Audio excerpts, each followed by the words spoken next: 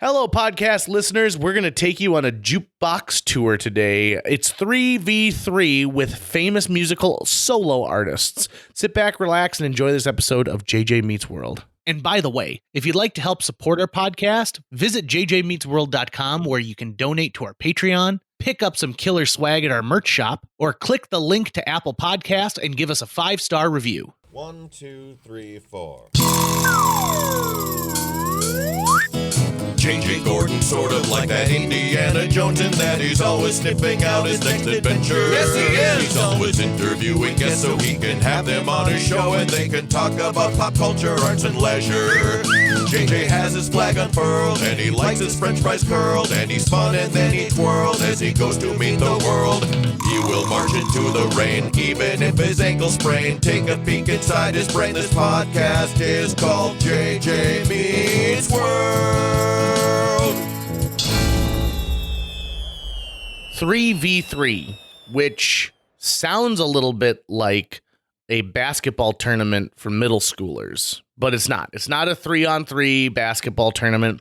It is, in fact, a new theme in our podcast that I want to try. And Tucker, you've kind of laid the groundwork for this in a couple of episodes where, you know, you've said, well, let's talk about this particular theme, and you pick some things you like, I'll pick some things I like. Okay. You know, we kind of do it with podcasts, but this, and it's not meant to be a competition. There's no winners at the end of this podcast, unless you, the listener, decide you think there are. We'll see. I think at the end of every podcast, there's at least one winner and one loser. Okay. Well, the theme for this one is solo musical artists who have changed and influenced music as well as pop culture. Top three. So the reason I thought about this is because and there's no particular order, so it's not like you're ranking them 1, 2, 3. It's a matter of, here are my, the Mount Rushmore, as you said on a previous podcast, right? Right. So first on my list, and we'll go back and forth, is Elvis Presley. Okay. I just happen to have seen the movie Elvis, so this is at the top of my mind. But I was thinking to myself, so he's the number one solo recording artist of all time, top selling by leaps and bounds. And what he did to change the world of music is absolutely insane. When you think of what he did for rock and roll, what he did for gospel music, what he did for having a figure who was merchandised. I mean, before that, there really wasn't anything. And then all of a sudden the Beatles come along, and the Beatles kind of follow in the footsteps of what Elvis Presley, the king of rock and roll, had done. He had a career that literally reinvented itself like 4 times. The dude started out, and gained steam, and then he was kind of blasé, and then he gained steam again, and then he was blasé, and then he gained steam, and then his tenure in Las Vegas put Las Vegas on the map as an entertainment destination. Even today, Graceland is one of the most visited places in the United States that is a tourist trap, more or less, right? Mm-hmm. And you think of his catalog of music, it's just amazing. And this is one thing that I learned while I was watching the movie, and I've done a bunch of research since then. He has a song called "If I Can Dream," and it's a take on Martin Luther King's "I Have a Dream" speech, and it's his prayer for peace. It's a protest song that he wrote along with another guy that essentially is, this, why can't we be brothers? Why can't we be hand in hand? It's after the assassination of Bobby Kennedy, after the assassination of Martin Luther King Jr., and it debuts on a television special that he does that was sponsored by the Singer Sewing Company and was supposed to be a Christmas special. And instead he sings this protest song, and the people at Singer were pretty pissed. But the special goes on to be one of the most viewed television events ever. The most watched concert of all time. 1.5 billion viewers live was his Hawaii concert that was sent via satellite across the globe. Oh my God. How many? 1.5 billion. What with year? A B. Late 70s, I think. Goodness. So, I mean, we're talking like one of the first people to use satellite technology in that way. Think about it. So in Hawaii, that concert is taking place live in India at like 2:30 in the morning. Right. Right.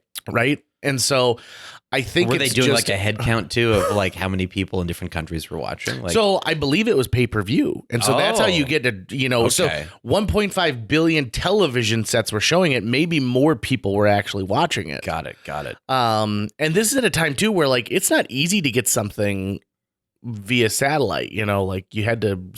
Anyway, it was a great that thing alone should put him up in like the history books. And there is not another musician in the history of music who has been imitated more than Elvis Presley. Impersonated, right? Yeah, I was thinking that. Literally. And I'm not talking about people who say like, oh, I tried to mock his sound. I'm talking about the millions of people who dress up and be like, all right, welcome to Hornbachers. Right. I bet the second one is probably Michael Jackson right after him. But it would absolutely be Elvis. I mean, Elvis impersonating it's basically its own genre of really impersonations, right? And you can impersonate one of 8 different versions of Elvis, right? You can impersonate early Elvis, you can impersonate mid Elvis or fat Elvis. Because of the level of impersonation and just of the pop culture permeation he's made, I bet kids born 5 years ago already know pretty well who Elvis is without ever having even seen the actual Elvis, like having seen or even heard any of the real music. Mm-hmm. I just watched an interview with Ray Charles recently, an old interview where he like kind of like takes Elvis to task a little bit. Oh yeah, yeah. And I don't want to like go, well, Ray Charles disagrees with what you say, JJ, because I would just be saying what he's saying. Oh, but you absolutely can. He was just talking about how like yes, Elvis did these things, but he did things that black people had been doing for decades and generations. Yes, absolutely. He basically just made it popular. Yes. Because he was quote unquote okay because he was white. Right. For audiences to get into. And, in all honesty, so have you ever heard the story of how Elvis's childhood, like how he ended up as Elvis? Well, I've seen the the movie that's parodying Walk the Line. Walk Hard. Which is amazing. The Dewey Cox story. Which actually is better than Walk Hard, Elvis, Great Balls of Fire, any of those put together. I feel like in there I have some grasp of Elvis's childhood, but I really don't. So Elvis's childhood, Elvis was a set of twins born, and his brother Jesse was still born. Okay. And when Elvis was very young, his father is essentially like thrown in jail for like stealing. Okay. And so he and his mom had to move to a black neighborhood. It was the only place that they could afford to live. Okay. And so he was raised amongst all of these black people, and he never thought twice about who is who and the color of your skin, because these were his neighbors, these were his friends. Mm. And then, of course, the music influence that he grew up listening to is a mixture of, in the movie, he goes and he peeks through this little like shed door, which leads into like a lady of the night, a soiled dove is operating her business. But there's also like an old blues musician who's kind of singing. Did you say a soiled dove? Yeah, I've never heard that term. It's an old West term, really, for a lady of the night. Soiled dove. Soiled dove. Anyways, keep going. Could that be the episode title? Maybe it certainly could be. Yeah, we got a lot of episode left. So, and then he also is taking in all of these church revivals, right? Like these tent revivals where he's learning gospel. And so at the very beginning of his career, one of the things that, in a weird way, that held Elvis back at the beginning was they would play these records and they would talk about how, well, yeah, I mean, but it's a black man. And then someone would go like, no, he's white. And so, yeah, I wouldn't ever say that Elvis stole that sound or anything like that, but he certainly, understood the power of that music, and he was the one who had a breakthrough. He also did do his fair share of helping people out too. B.B. King plays a big part in this story and like helping him establish who he's going to be in Beale Street in Memphis. Beale Street, which if you've never been, the music on Beale Street is out of this world. It's some good stuff. Okay, so you said you just saw the Elvis movie. Yeah. And how was it? Not good. Not good. Okay, but Mr. Tom Hanks is in it, right? Yeah. He plays Colonel Tom Parker, and the movie is really through his eyes. Like it's Elvis's career through the eyes of Colonel Tom Parker, who was a total cheat and was a total like shyster. And really what they should do is they should call this Fat Suit the Movie featuring some Elvis songs. That's what they should call this. Well, I just, out of concern for Tom Hanks, there was a a news story recently where he was at some press junket or something, and his hands were shaking. And I think he came out and said he's diabetic. But that fans were really worried about him for a while. So was that news that he was diabetic, or was that already known? No, I think that's been around for a while, because we were really concerned when he got COVID. He's one of the first major celebrities to get COVID. They were filming Elvis down in Australia. That's right. And I think that's when the major media outlets took that, because they're like, got it. He's got diabetes and he's got COVID. Everyone pray for Tom Hanks. Do you think that was what was going on with his hands then in the recent? He could have had low or high blood sugar for sure. You know, he also someone like pushed Rita Wilson to the ground during like one of these things. Yeah, and he freaked out, understandably so, right? Like if someone pushed my wife to the ground trying to get a picture of me, I'd be very angry, right? Right. But yeah, it's he's the bad guy. You know, how many times have we seen Tom Hanks play the bad guy? Mm-hmm. This and The Circle, I think, are the only two movies I can think of. Oh man, now he plays a messed up Steve Jobs. Yeah, because he's a good guy in The Lady Killers, right? Yeah, ultimately, like he's the good guy, right? Like he's a bad guy, but like a bad good guy. He's the protagonist, right? He's never the antagonist, right? I can't think of another movie where he's a straight up villain. I mean, maybe if we just do a rewatch of Forrest Gump, we'll see it. Even in Forrest Gump, they feature Elvis. That's right. Right? That's right. Yeah, so Tom Hanks has been working on this role for a long time. He's been going on it.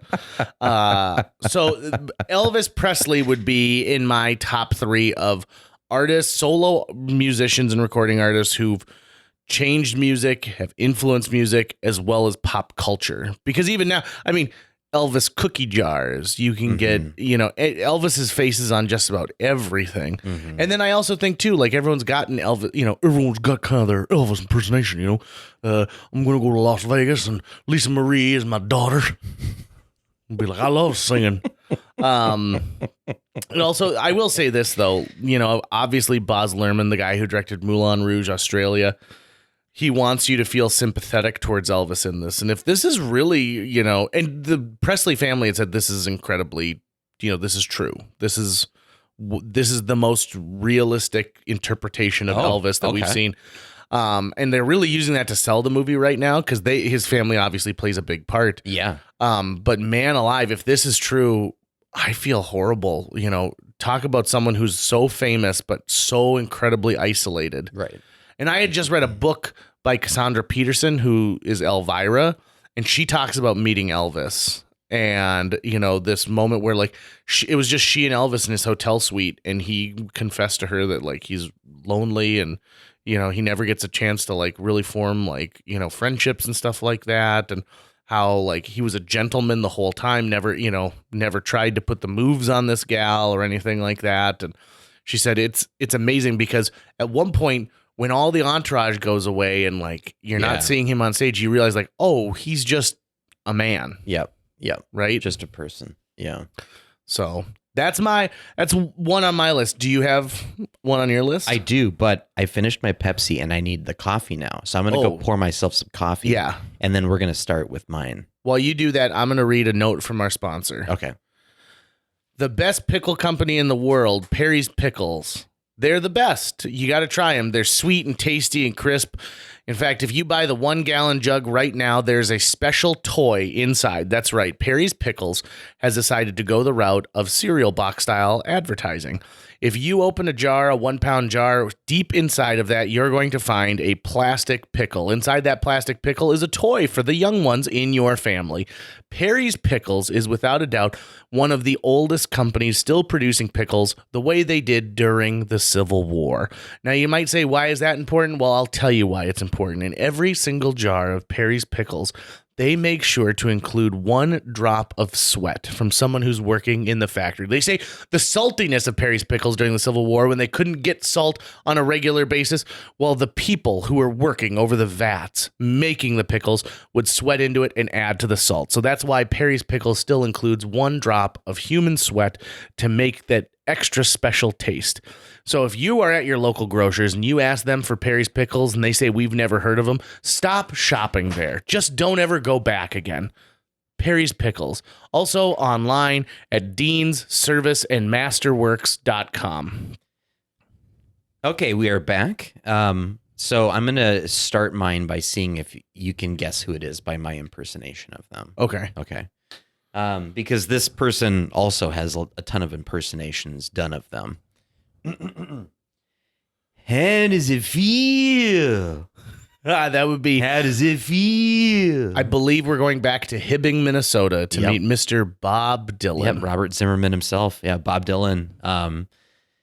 So I'm as an acolyte of Greg Carlson, a lot of his tastes have, rubbed off on me.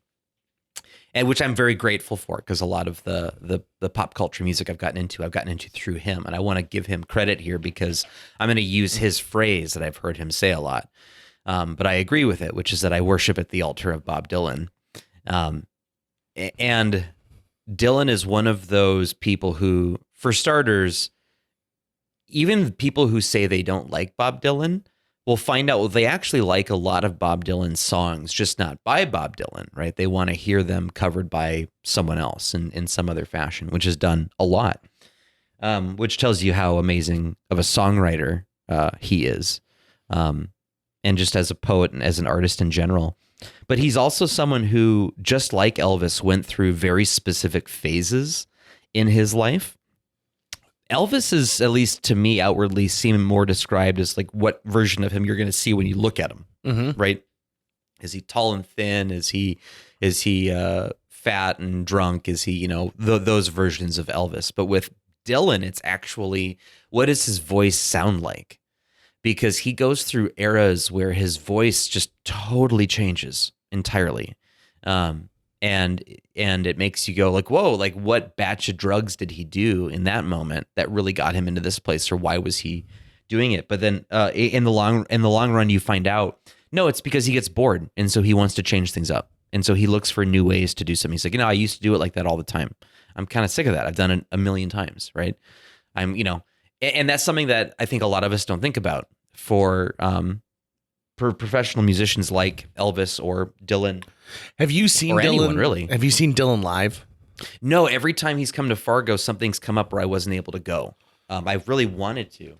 And if he ever comes again, which we'll see if he does, because he's 1,000 years old, I will do everything that I can, because that will probably be the last time he comes to Fargo if he comes back again. I feel like Bob Dylan and Neil Young are part of this group, are the group of artists that are musicians, right? Like they are the people who have so deeply influenced other musicians in all Right. genres, Right. that to me it seems a little it seems a little daunting if you were like, oh, I'm going to work my way through the Bob Dylan discography, right? Right. It's a weird, how do I put it? The version of Bob Dylan that I really fell in love with was the early Bob Dylan doing the folk festivals, acoustic guitar and harmonica. Hey, Mr. Tambourine Man it makes me want to weep. A lot of his writing and his singing at the time is great. And then he actually kind of loses me for a while. Like there's a bunch of periods of his songwriting that I just don't follow that much, don't listen to. But ultimately his original stuff, and then some stuff he did later on, is just awesome to me. And then he has a performance of Forever Young that he did on David Letterman, which I think is just a pitch perfect performance, right? So like I'll find those versions of him like, oh, you know what? I wasn't really into his stuff from this era as I'm going and listening through it, but he has this one performance on this one show that he did that I think is fantastic, and I return to it all the time. Interesting. So he has moments like that, but I saw him live when he came to Newman Outdoor Field. was he just doing piano at that point? Yeah. Okay. And it was awesome. So his whole tour was small town baseball stadiums. Like that's what he was touring. And it was awesome. I mean, it was interesting because you saw that there were generations, not just a single, but generations of people who came out to celebrate his music and wanted to see him live. In that way. Also, I think, you talk about how he kind of loses you. He's another artist who he had to have those phases to be able to get to the next phase, right? Like Right. he's someone who clearly experimented with music a lot. Yeah, and I guess I should clarify because I'm not. Yeah, of course, I wasn't around for any of this, right? So I have the benefit of historical hindsight of looking at how fans got it wrong, because he had a lot of hate directed towards him when he went electric, and I don't want it to sound like, oh, I'm someone who is in that group who's like, oh, I loved his acoustic folk stuff until he went electric. No, I love his electric stuff too. I love the story that is captured on film in Scorsese's documentary about Dylan. And I believe it's the last scene. He's on stage with the band, minus Robbie Robertson. I forget who was on or not Robert. I'm sorry, Levin Helm wasn't there, so I don't know who was on drums. But he's on stage and he has just gone electric, basically, and he's going to these shows and he's getting booed, like, by his fans, right? His hardcore fans are like pissed at him for doing this. But he's like, I want to try something new. I've got all these other things I want to try. And so he's on stage and they're about to do Like a Rolling Stone, maybe his greatest song of all time. And someone from the audience yells out, Judas, to him. And the crowd kind of laughs. And Dylan goes to the microphone and says, I don't believe you. You're a liar. And then he turns to the band and he says, play it fucking loud. And then they do the greatest probably rock performance of all time, in my mind, of all time. And it's captured on film of them basically telling the crowd, go fuck yourselves, and then playing Like a Rolling Stone and killing it. Just absolute pure rock and roll energy. So I love that moment, and I love that he's got those moments. And, you know, I was thinking about this the other day. I thought about this a lot. This is not meant to veer off from the topic of music, but maybe this is another topic for another time. You know, when the artist gets to express themselves versus when are they supposed to make something that the audience wants, right? And Dylan is one of those artists who's like, well, I get that you have what you want, but I have what I want too, and I have to live with this every day. And so I'm going to do what I want. That's why I do this in the first place. And I'm going to do it the way I want to do it because I can, right? Versus, oh, the crowd is going to want to hear it this certain way. Well, for, like, say, movie directors, right? How many movie directors get to be in that spot where they're like, no, I just direct it the way I want to see it. And if the audience is into it or not, they're into it or not, right? David Lynch would be one of them, right? To a certain extent, Quentin Tarantino, right? I mean, he does do what he specifically wants, but he also knows the reaction he's going to get, right? And it's calculated in some way, but it's still what he wants. But there aren't many directors who get to that spot. And it makes me wonder, what do you have to do to get to that spot? I think you have to have a thick skin and deal with people telling you all the time they think you're wrong and that's a bad choice. I mean, I think that in a lot of ways, a lot of art, because it does need to get funded from somewhere, you do the thing that brings you income so that you can do the thing that brings you, that fires your passion. Right. I've been listening to a podcast lately called Blank Check with Griffin and David, and it's about directors who had to slog through and, make their family film or make their, box office so that they could get a blank check to make a project and make it the way that they want to make it. Right. And then they, at the end, they're like, did this project cash or not? And most of the time it doesn't cash. Mm-hmm. But I think it's incredibly true. It'd be like if I went to a Bob Dylan concert and I did not hear the things that I know Bob Dylan for, I would leave feeling salty, right?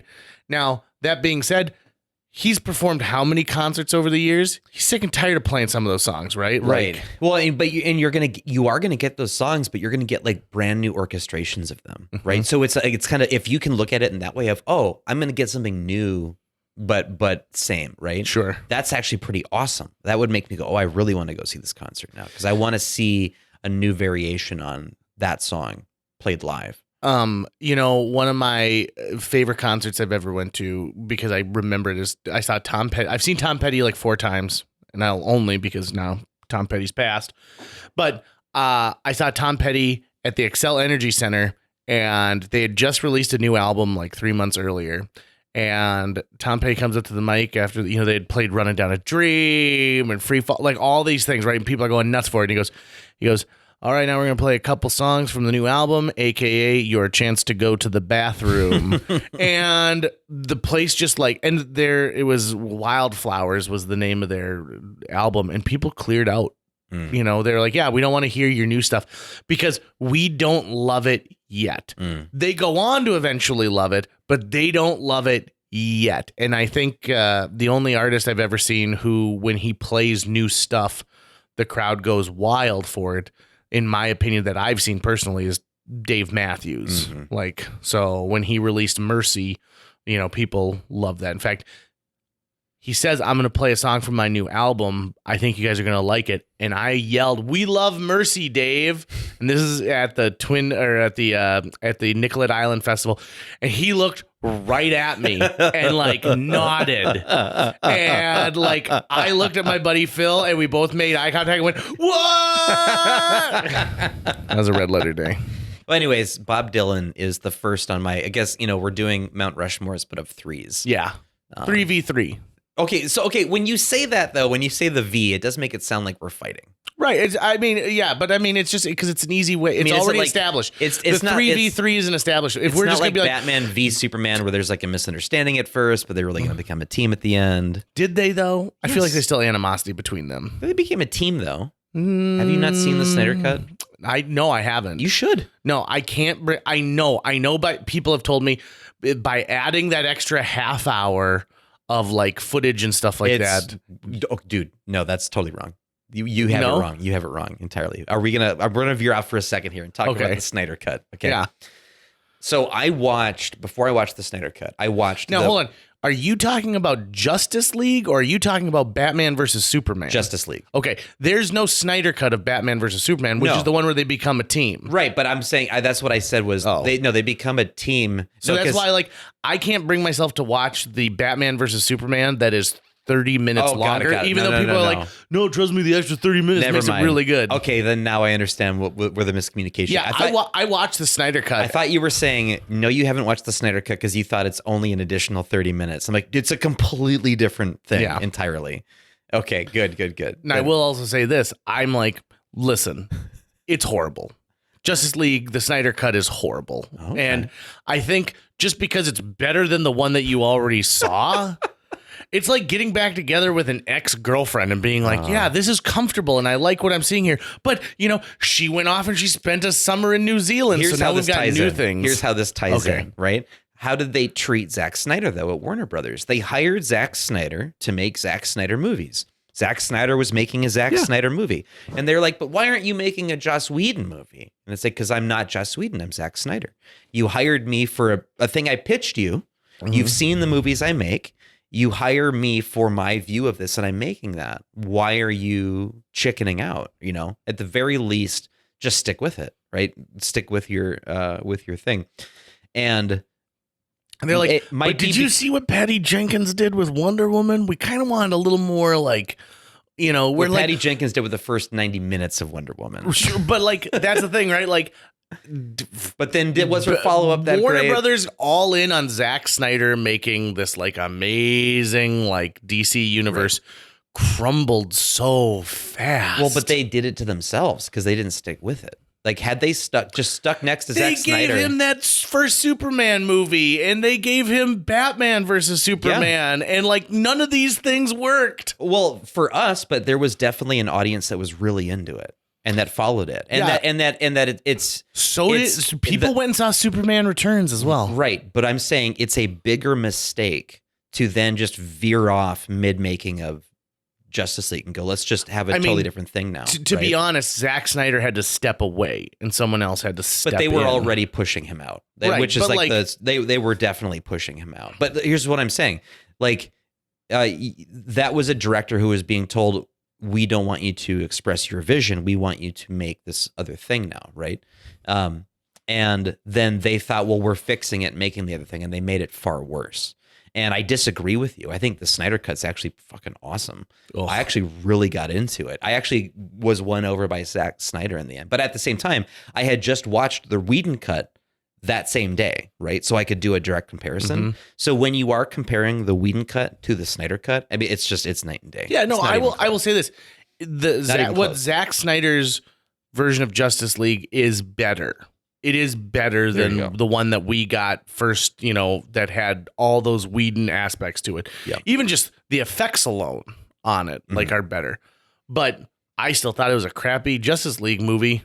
Certainly and I think if people had reacted to it in the way that they're like, yeah, we really like this, we wouldn't be seeing Warner Brothers panic right now and being like, oh my God, can we just keep making Batman movies for a little while, please? And then, of course, they're like, do we want to put Amber Heard in any more Aquamans? What do we want to do with Ezra Miller? And he's out. He's out. Ezra Miller's out. Right, because he's on his compound now or whatever with all the guns and weed. Anyways. And he had been grooming that girl. Yeah. Like, that was weird. Bob Dylan is my first choice. Okay. Bob Dylan's Justice League. Okay. My second is Madonna. Madonna was somebody who changed the way we saw female artists in the world of music. She brought sexuality. She was kind of like a James Dean, right? She was a rebel to so many people. Look at what she did for fashion. She starts wearing like 9 bracelets. Everyone on the planet starts wearing 9 bracelets. Her concerts are sellout tours. She's got songs like Papa Don't Preach, which is about a woman who's pregnant and doesn't know what to do about it. Like a Virgin. She had a song with the word virgin in the title that comes out. She ends up having this storied romance with everybody. Like everybody. She becomes an icon of music, and I still go back and I like a lot of Madonna's music. Now, what's an interesting choice with this is post that song she did for the second Austin Powers movie, Ray of Light. Have we seen anything that she's done that we've liked in the 20th century? Because I haven't. Maybe the Die Another Day, but that might have been, no, that was after 2000. Yeah. Die Another Day that she did for that Bond movie that turned out to suck. Man, listening to you now, I'm realizing I have not been tracking her career at all, so I couldn't tell you. Well, I think a lot of us, like, for whatever reason, like, we sided with her ex-husband. Well, hold on. Like, or some of us didn't take a side at all because she just didn't register that much. Oh, you should have taken a side because she forced her way onto that movie that he was directing, the, like, cast. Oh, is this Guy Ritchie? Guy Ritchie, yeah. Oh, okay, gotcha. The Beaches or whatever that movie was called. I don't remember what it was, but it's horrible. I also think Madonna is interesting, too, because Madonna has this movie career that takes off at the same time. Dick Tracy. And she does the music in Dick Tracy, too, which is awesome. One of my favorite VHS tapes. Awesome. Even though they screwed do you up the remember what her printing. character's name in that is? I don't. No. Breathless Malone. And she had to be sewed into her dress. So they would Jesus. They took the dress and put it around her and then they would sew it so it was so tight. I feel like we have new fabrics these days that you wouldn't need to do that. No, we don't. Yeah, I mean, cotton is the fabric of life, and they had cotton then, but not in the way we have it now. Because now we put like little tiny elastic pieces like between the strands of cotton. Right. Yeah, we're living in a world where like I can bend over and not worry about anything. I don't want to go back in pants technology ever. How do you remember that famous? I would deprecate my iPhone 2 generations before I'd go back in pants technology. Really? Yeah. Oh, good. I'm the same. That's not like same. a huge comment, I guess, because 2 generations isn't that different. But I mean, it really is. You'd be back to a home screen button. Madonna changes music in a lot of ways, and Madonna changes the way people perceive that generation of woman. You know, she led a sexual revolution for a while of, you're looking for a world of pleasure and of self-confidence and doing what you want to do and not what someone else expects you to do. So much so that, like, do you remember at that, like, MTV VMA or whatever in the early 2000s where she shares that kiss with Britney Spears on stage? And Christina Aguilera. Yeah. That thing was the most talked about smooch for a long time. Madonna later on goes on to do things like sell out tours. people still go to her concerts, but I can't think of a specific reason why I would want to go to it. Madonna also becomes a sounding board, and when people like Michael Jackson, are being accused of molesting young people, they go to Madonna for comment, right? Because Madonna knew Michael Jackson, and they had a friendship. When things happen in the music industry, and they, like after Janet Jackson and the wardrobe malfunction. I hate calling it a wardrobe malfunction because I think Justin Timberlake is a piece of crap guy. Yeah, and I think that this was his fault. He ripped off her costume. Right. Yeah. When Justin Timberlake shark attacked Janet Jackson during the have you ever heard that shark attack? Shark attack is where you pull down someone's top. Whoa, I've never heard of that. Never heard of shark attack? I'm learning so many phrases in today's episode. So when he ruined Janet Jackson's career, because by the way, it still has yet to bounce back to where it was pre-halftime show. But Justin Timberlake, he's fine. Don't worry about him. He's good. He's selling out arenas. He's getting asked back to perform at halftime shows. Anyway, but when that happens, they go to Madonna and they want to comment because Madonna speaks for a huge chunk of the music industry. She's incredibly passionate about causes, and she tours the world, and she raises a lot of money for these things. She's got a collection of music that is worth boatloads of money. She's constantly still played on the radio. And take something like A League of Their Own, which celebrates 30 years at the time of this recording, okay? They're like, okay, listen, we've got Tom Hanks, we've got Gina Davis. Who are we going to add there that's going to have some appeal? They're like, let's put Madonna in here. And they started putting Madonna on the posters because they realized this is going to pull in a huge audience of younger people. And so, Penny Marshall, you're really smart when you did that. Now she's also done a lot of crap stuff, right? And I think that her, last 20 years of her career have not been great, but I also think she's stepped back a lot, right? So her daughter's name is Lords, I believe. And so I think she's concentrated on being a mom. She's got like 1 million homes, but I think there's still plenty of people that if you heard that Madonna was going to do like a giant concert on TV, I think you'd be surprised how many people, or on YouTube, you'd be surprised how many people would tune in and watch that concert. What is her real name? Madonna Ciccone. Was she born Madonna Ciccone? Yeah. She was. Okay. A heavily Italian family. Okay, got it. But then she only goes by Madonna, right? Right. It just, not really having dove into her history at all. It's the kind of name that makes you go, oh, it's a phenomenal name. Right. Obviously.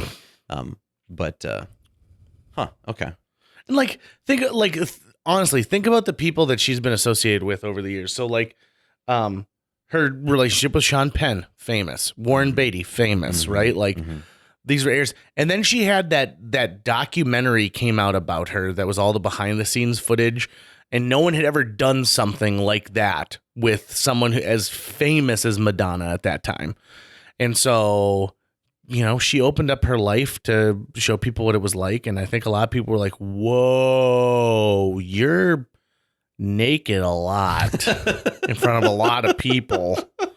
Oh boy. Oh boy. Oh boy. Oh boy. But I think Madonna belongs on this list. Is she someone who circulates through my Spotify playlist on a regular basis? Absolutely not. Also, I'm working on a cover album right now of it's parodies of Madonna songs. So instead of Crazy for You, it's Gravy for You, right? Holiday is actually Hollandaise.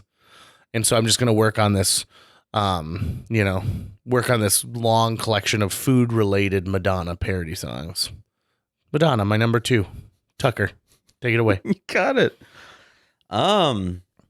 It's tough because I'm going through a lot of different people, but there's someone who I've just rested on that I'm like, what, this person I think is not going to get on most lists, and I think deserves to be. Weird Al. He was my 3rd. He was your 3rd? He's my 3rd. Okay. It was only until seconds ago that I was like, oh, it's Weird Al. That's who I want to put on the list. And I'm taking, obviously he's had an amazing breadth of work, coming up with goofy, hilarious parodies and just other pieces of music too. And the other stuff that he's done. But I need to track this down. I saw it years ago. It was a clip on YouTube of him in the recording studio, or in the producing studio, working as like an editor, basically. And he's sitting like barefoot on this couch, and you only see him, and he's giving directions to someone who is actually controlling a computer or a digital audio workstation, a DAW. And he's just listening, and he's just saying things like, okay, now let's bring up the tempo by XYZ. That section over there with the horns, we need to bring that down and do something else. And he was giving explicit, specific direction just by listening to sections over and over again. And it was amazing to watch him go. And it showed me that he's actually a musical genius. Like, he actually is truly a musical genius. You know, he knows, I don't know how many instruments, and could just be a producer like Rick Rubin if he wanted to be, you know. Yeah, and someone who I think has been able to make a pretty crazy living being themselves. Okay, let's talk Weird Al's career, because there are many artists who said, you haven't made it in the music industry until you get a call from Weird Al that he wants to do something with one of your songs. Right. And I think that's amazing. This guy came from a background where he knew polka music, and he made polka music popular through his CDs. Polka, right? I thought everyone who loved polka music was, on their way out at this point. He also has, you talk about a musical genius. He has an ear for songs that are going to have long staying power, because if he parodies a song and it leaves the zeitgeist in any way, shape, or form, his parody no longer has any validation, right? Mm-hmm. So he's great at looking at things. So like a virgin from Madonna, he turns into like a surgeon cutting for the very first time. If he didn't feel that Like a Virgin was going to have the staying power, right, Like a Surgeon doesn't make sense anymore. So if new generations are being introduced to his music, they're like, I don't know what this is. What song is this, right? Right. He also is just apparently one of the kindest people you're ever going to meet in Hollywood. Just flat out one of the kindest, nicest people. And one of the things that I like about Weird Al is he knows what the audience wants, and he gave it to them for a long time. And then he was like, I'm going to start doing songs that aren't parody songs, right? Like, I'm going to start making original pieces and working those in. Like, the world's largest ball of twine is like a 9-minute long song. Or the opening theme to the Weird Al television show is just this bizarre, weird song, or sauerkraut. Albuquerque is the name of that song. Albuquerque. Previous guest several times over, Phil Goodell, is the biggest Weird Al fan I know. Oh. And he actually is to the point of where if you start singing Gangster's Paradise, he can't help but sing Amish Paradise instead. Like, he knows all the words to Amish Paradise, but he doesn't know any of the words to Gangster's Paradise. Weird Al also has a great ability too, where he is so incredibly well known that at one point, someone brought up, like his record has never gone platinum. Like, he's never had like a #1 hit. And then his most recent album, I can't remember the title of it, but they presented him with his like Billboard had called the Tonight Show and said, we're going to announce tomorrow that the #1 song in the nation is whatever. I can't remember which one it was off that album, because it was all good stuff. It was like the one where he parodied like Blurred Lines, and it must have been Tacky, right? It must have been the version of Happy that he did called Tacky instead. Which, by the way, defines Phil Goodell as a person. Like, they talk about like displaying all their old liquor bottles, like, and so that was something he had done. Socks with sandals. So they presented to him on the Tonight Show. Every bottle's a story, and he gets so choked up, and he can't like vocalize what this means to him. And think about this: at that point, this guy had been in the industry more than 40 years. And was well known and certainly was loved, but this is one thing that changes it for him, right? His music videos. Let's talk about a guy who knows how to make a music video.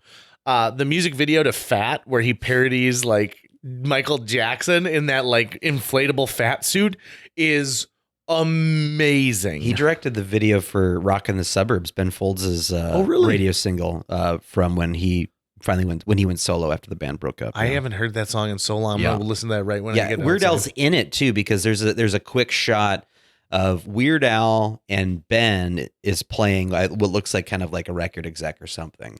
He's just a little more buttoned up version of himself. And then the lead singer of Cake is standing right behind them.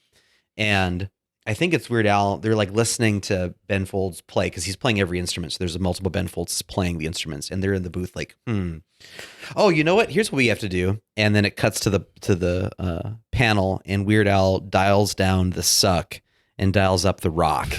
And then they're like, oh, that's better. That's much better. He also has an amazing, like his television show was awesome. I loved the television series he did. His movie UHF. I need to rewatch it. It's been a cult classic. Years and years and years. And I want to get it on VHS and watch it that way. Oh, yeah. Because that's how I watched it back then. You know, UHF, so he had a huge creative hand in this. And the idea sort of was like, okay, we're going to let him own a television studio. And so it's the like weird and bizarre programming. Like Conan the Librarian was like one of the things that you could watch. There was a parody TV movie called Gandhi 2, and it's like it gets personal where Gandhi becomes an action star. One of the hardest times I laughed as a kid, and I still will watch it today, is the talent that he amasses for it go on to huge success, right? So Michael Richards gives Michael Richards like his first big shot at fame. Fran Drescher is in that movie.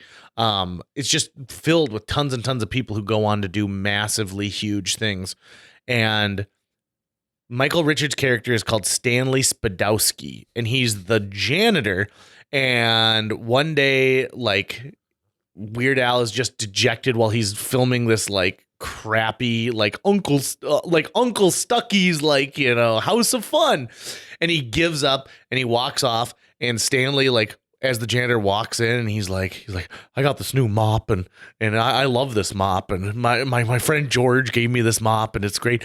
And he talks like he does this speech like from Network, like, I'm mad as hell and I'm not going to take it. And he goes, there's that gum on the floor, and you get down there, and he goes, and sometimes you got to be like, I'm going to clean up that goddamn gum. And so he ends up getting this children's show. And the hardest I've laughed at something like as a kid was there's a segment of his show where two parents, like in like a nice dress and a nice suit, are with their son who's in like a little cowboy hat, and they're in a kiddie pool filled with oatmeal, and you've got to find a marble. And so this alarm goes off. And it's like, whoa, Billy, you found the marble in the oatmeal. You know what that means? You get to drink from the fire hose. And so they put him up on this little like play horse. And he's like, are you ready? Yep. And they pull the line on a fire hose, and it shoots this kid back like 30 feet because it's just so much pressure. And to me, I'm like, that is friggin' funny. And weird. That's the thing, is Weird Al is weird, right? Right. Weird Al Yankovic is a bizarre, weird guy, and his humor fits in perfectly. It's no wonder that he ends up like really liking like Tim and Eric, right? And like that kind of group of people who are like bizarre. And there's a biopic about him coming out. It comes out like next month. Starring Daniel Radcliffe, right? Starring Daniel Radcliffe. Harry Potter plays Weird Al. And it looks like it's going to be just like a perfect, you know, parody of it. Also, if you've never seen the Funny or Die did a fake trailer to a fake biopic about him where Aaron Paul is playing him and Patton Oswalt is playing Dr. Demento. Oh, it's chef's kiss. It's so good. It's so good. So Weird Al's your number 2. I talk a lot too. But I'm putting. No, yeah, that's great. I mean, I put him on there. But that's, you know, far more about him than I do. But I think the man deserves the respect. I've seen him 5 times. Wow. In fact, have you seen him more than Dave? No, I've seen Dave like 19 times. Oh, okay. Yeah. Also, the first time I got into a fight with an adult man at the Civic Center was during a Weird Al concert. What was the context for that? He was smoking. Oh. we went to this Weird Al at the Civic Center. So here are the places Weird Al Yankovic has played in the Fargo Moorhead area. He was smoking a cigarette, and like he lit one with like the end of another one, and I was like, I can't take this. And I'm like, hey, no smoking. And he turned around and said, screw you. And I was like, that's it. And I was there with some people and like a couple younger kids who had like come along with us. I can't remember if they were whoever I was dating at the time, like had like some nieces and nephews anyway. And so I went down there and I was like, put that cigarette out or we're going to have problems. And he stood up and I had like a foot on him. And so I was like, you put that out right now. And so he flicked it like down 2 rows. And I was like, go pick that up, snub it out, put it in the trash. And he goes, or what? Or I said, or I'm going to kick your ass. And his son was there, and you could tell his son wanted to, and I'm like, you're ruining this concert for your son. Mm-hmm. You're a bad dad. And it was probably one of the more masculine moments of my life. This has also happened in a movie theater too, where someone was like talking, and I said, hey, would you please be quiet? And the guy goes, shut up, asshole. And I was like, oh, yeah. And so then I put my whole hand on his shoulder and I was like, you want to take this outside? And then he turns around and sees how big I am. And he's like, oh, no. Oh, no. So it's a good thing I wasn't wearing like my like Hello Dolly live tour shirt, or he might be like, hey, I could get that guy. Okay, so if you take Weird Al, that's great because I had like a fourth who was close on that list. And it's going to be Prince. Okay. Prince, I think, is another person who, when you find out all of the stuff that he wrote for other people, it's just insane. And how he was a creative force to letting other creators do what they want. So Janet Jackson's album that she recorded when she was at Paisley Park is, I think, some of the best work she's ever done. And she's talked about how, listen, when you get around Prince, you can't help but feel energized. You can't help but feel like there's no such thing as a wrong answer. And she goes, the other great thing is if you wake up at 2:30 in the morning and you're like, I've got an idea, you go down there and Prince is already working on something. He's also one of those creators too, who clearly liked to have control over what he was doing.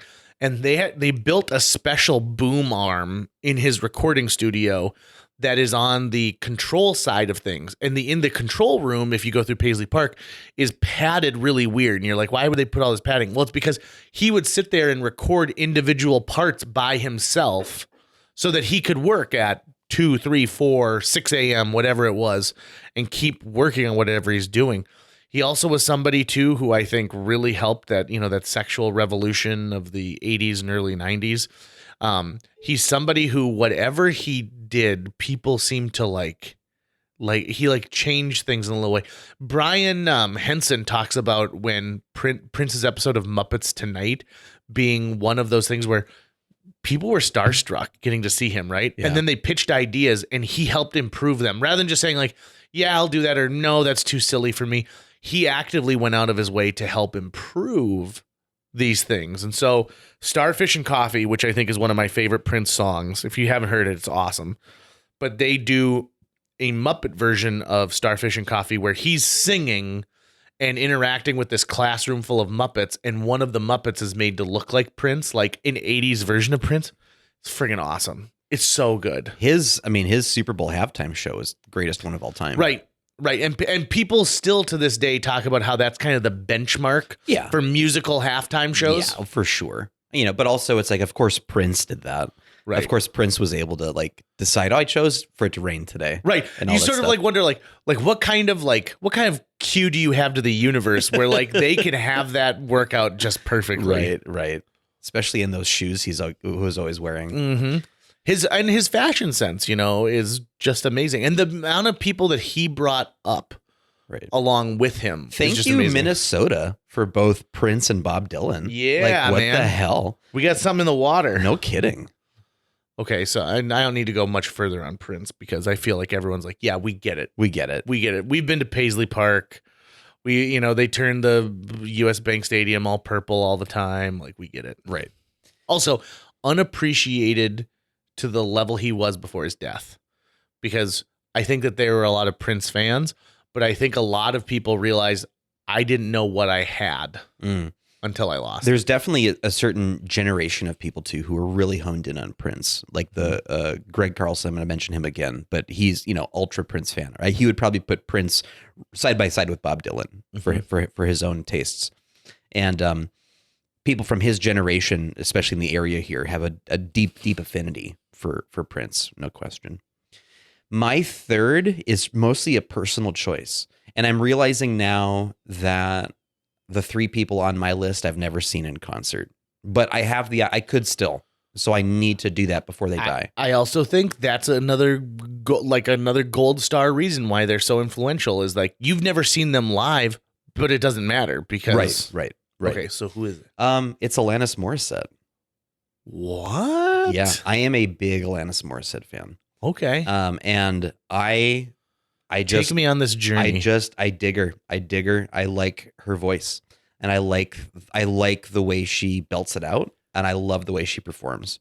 Watching her in recordings of live concerts on stage and just how into it she gets.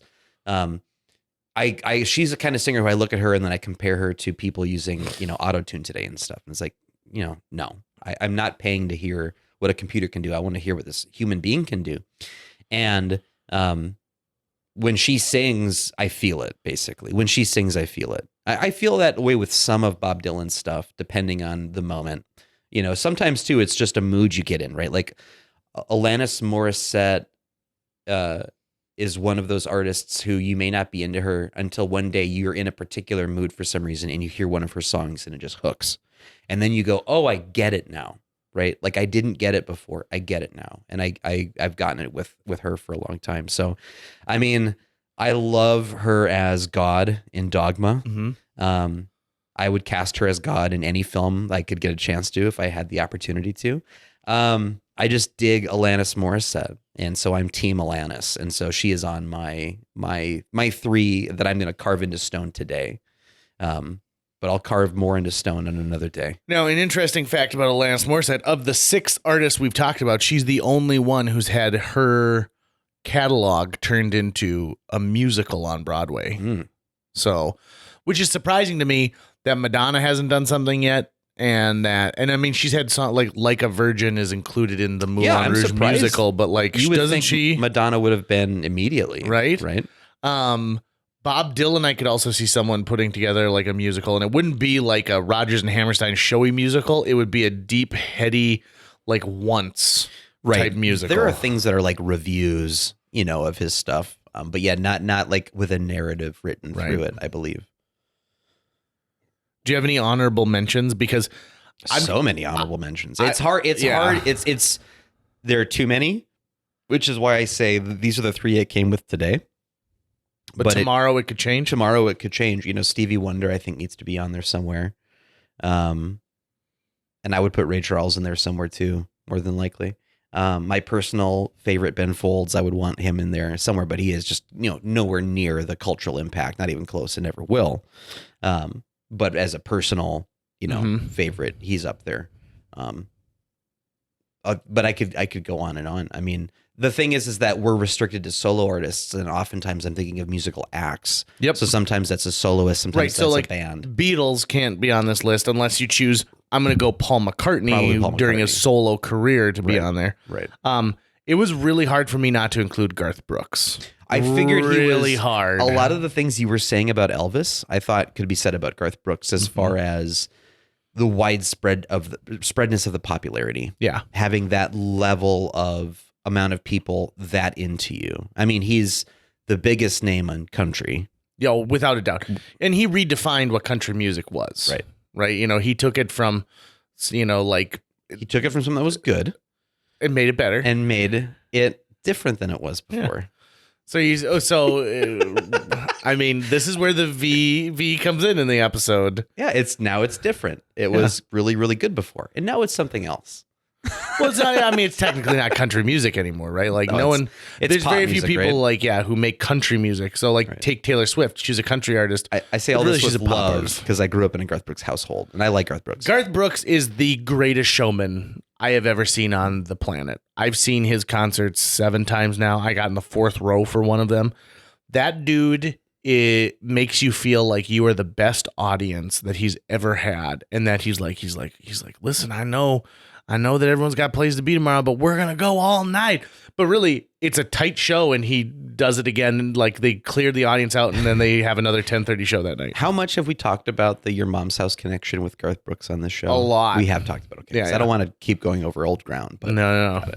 Which, I mean, I kind of feel bad for Garth. Like in that, like I love do. it. It's I the do. best. Like I feel really good for the Your Mom's House people. It's like, how have we hitched our wagon to Garth Brooks? At some point, they're trying to get him on their show. Sure. So that would be the ultimate coup. And here's the thing: one of the best hosts of Saturday Night Live ever is Garth Brooks. I've heard that. Both times that he hosts, because he's a guy who's willing to totally make fun of who he was. In the first time he hosts, there's 2 parody game shows. One is called Old French Whore, where it's a trivia-based game, but you're put together with like an old French prostitute, and he plays the prostitute, which is really great. And then the other one is called Who's More Grizzled, and it's hosted by Norm Macdonald, and it's him like in an old like miner's beard, then Robert Duvall and somebody else, and it's the categories are like you ain't never and it's wistful thinking and stuff like that, and they go back and forth, and Robert Duvall does a thing where he goes I remember taking the back trail up Old Boot Hill. Of course, back in those days we didn't have a saddle that we could ride on, and a man should never have to bury his child. And Norm Macdonald goes, my, you are grizzled. And then it cuts back to Garth Brooks, and Garth Brooks looks directly into the camera, and he goes, there were 9 of us on that boat when we left. Only 2 of us came back. We didn't have time to bury everybody, so we just left. That's all I got to say about that. And Norm Macdonald goes, wow. Like Norm plays it perfectly, and like a guy should. Anyway, then you get the moment where he's the musical guest as Chris Gaines, because like Garth Brooks is a guy who like swung for the fences and fucking whiffed, man. Like big time. He struck out when it came Big to Chris whiffed. Gaines. Yep. But like we were all like, Garth, we're gonna give you a pass, right? Were we? Did we? Oh yeah. I don't know if we did. Because he was even willing to be like, yeah, I don't know what I was like. It's like me wearing khakis and Hawaiian shirts, or like when I wore a scarf my senior year. It was like, yeah, I tell you, if I could go back and slap my younger self and tell him like to do it right, I'd do this. But he comes off as Garth Brooks, and it's in the backstage, and he's talking to Tracy Morgan. And Tracy Morgan's like, Garth, you're so funny. It's so funny. You're so good on the show. And he goes, but I hate that Chris Gaines. He's a fat bitch. And Garth goes, you don't like him? He goes, no, his sound is awful. His persona's crappy. He goes, I hate him. And Garth goes, oh, okay, well, I got to go. And then Lauren comes over, and he says, Tracy, you know that Garth is Chris Gaines. And he goes, yeah, I know that. Go get me a fizzy water.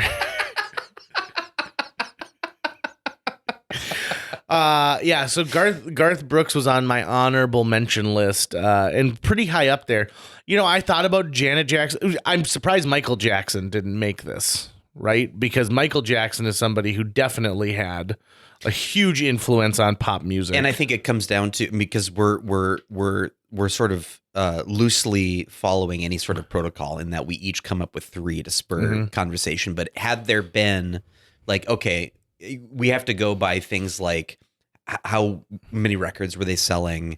How big was their pop cultural impact? Because no question, if we're talking just pop culture impact, Elvis and Michael Jackson are probably the top 2. Without, I can't imagine there being another one that would fit just as neatly next to the 2 of them as far as how big. I mean, they were both called the King, right? Jackson was the king of rock, and Elvis was the king of rock, right?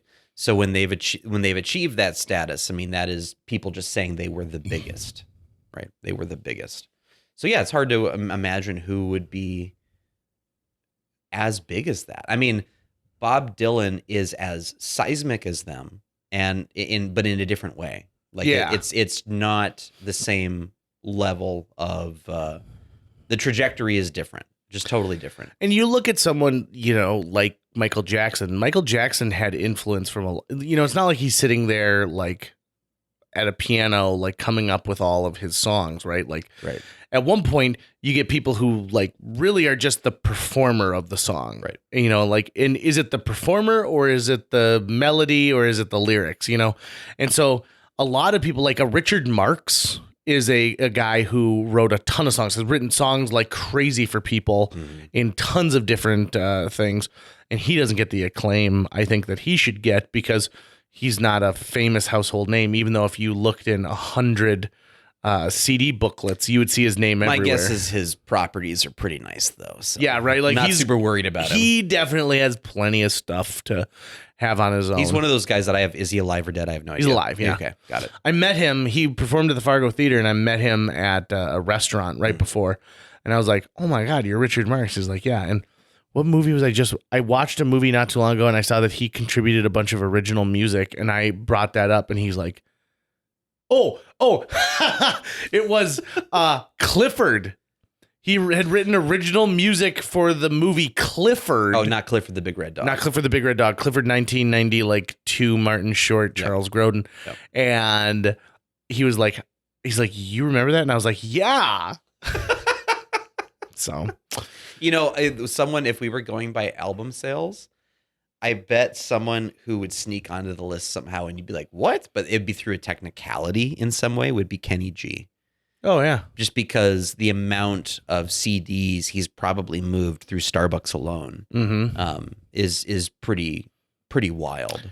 I have one CD in my house that I tried to throw away at one point, and my mom pulled out of the garbage. So like the mask, it just keeps flying back into It your is. life somehow. So when I first got my driver's permit at age 16, my sister was going to Bismarck to spend a week with a friend of hers who had moved out there. And so my mom and I drove her out. My mom was like, this will be a great opportunity. You can drive for 3 hours to Bismarck, and then you can drive 3 hours home. And so when we get to Bismarck, my mom's like, would you like to go on like a little mini vacation with just you and I? And I'm like, that sounds awesome.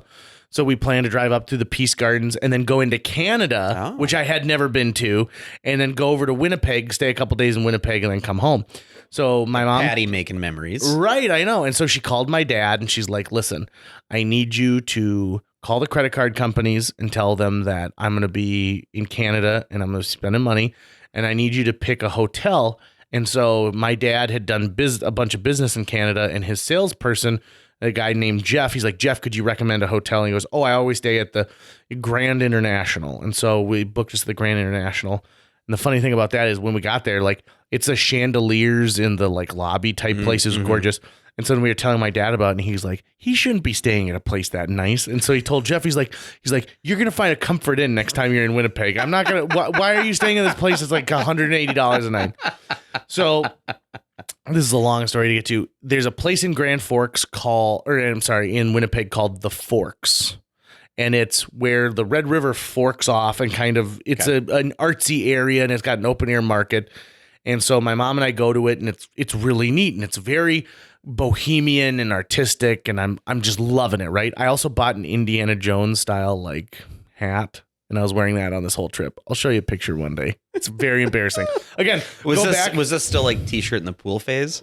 Oh, definitely. Okay. Yeah. And like I looked like an idiot in this hat. Like I trying to be a retired old man? You were on vacation with your mom. With my mom. So we go to this thing, and there's a guy performing, and my mom is just like enamored with this guy's performance. He's got a kiosk, and she buys one of his CDs, and then she proceeds to listen to it in the car on the way home. And his name is Zanter, King of the Pan Flute. And so... And this is at the very beginning era where like how did he not make the list? He's the king. I know, right? He's the king of the pan flute. No one else is trying to unseat the king. So it's at the era where people are just starting to burn CDs, but we don't have a labeling system. So when you open it, it still is like a blank covered disc and then a burn on the back. And they are, like the cry of the meadowlark. And, it's like peaceful protest, and like they are the most, and they all sound the same. Like I could play 3 tracks to you and be like, are these 3 different tracks, or did I just skip 10 seconds ahead in these? So my mom has this CD forever. She can't find her car keys. She loses like 9 cell phones, but for whatever reason, this CD seems to be consistent. And so at one point, I'm like, I'm going to throw this out. Like, my mom clearly hasn't listened to this forever. And she opened up the garbage and she saw it at the top of the garbage and she flipped. She was like, this is my favorite CD. When I'm happy, I listen to it. When I'm sad, I listen to it. When I'm wrapping Christmas presents, I listen to it. I love Zanter. Whoa. So I was like, okay. So then at one point I thought, you know what? I should see if this guy's still around. Maybe he's got another album and I could really make my mom's like Mother's Day hip. Nothing. Can't find anything on Zanter. I don't know. Maybe he ended up like selling insurance instead.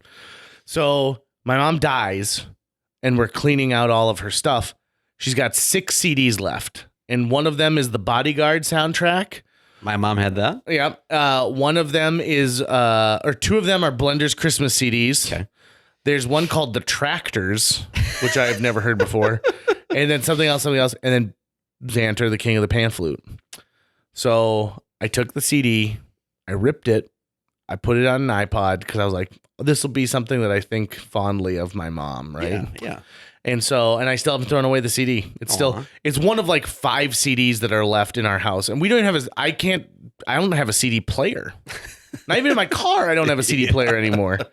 But yeah, we've got Zanter, King of the Pan Flute. So if my mom was here, she would be weighing in on why Zanter should be one of these. And there's like a very influential artist in the world of pan flutery. Yeah. Zanter, King of the Pan Flute is probably the episode title. Is it? How do you spell Zanter? Zanter. So as it's pronounced then. Yeah. Yeah. Let's see if I can find him right now. Let's do a quick Google search. Zanter, King... Zant, King of Twilight, Zantanuska, Kingdom Hearts, Zander King of the Pan Flute. Should I put Winnipeg just in case? Yeah. Winnipeg. Okay, let's see. Oh, come on, internet. Come on, internet. Oh, it looks like someone else has tried to take the moniker of King of the Pan Flute. Uh-oh. Maybe that's what happened. Oh, look at this. There's Zamfir, George Zamfir, King of the Pan Flute, but this isn't the same guy. Okay. But it's clearly Z names in the Pan Flute. Yeah. What is both Zanter and Zamfir? Thank you for the fast shipping. What a joy to listen to Zamfir, King of the Pan Flute. Another I could listen to the CD hour in and hour out. Master of the Pan Flute. Really nice songs, and it's a great pleasure listening. Okay, so clearly there's some people here who are enjoying. And the titles on Zamfir's, and he's from German. Okay. This other guy was First Nation. Okay. Like who was kind of... So, Douane de Jal, Franzita Lemdas, Sintek Denunta. I lead my horse through the pasture.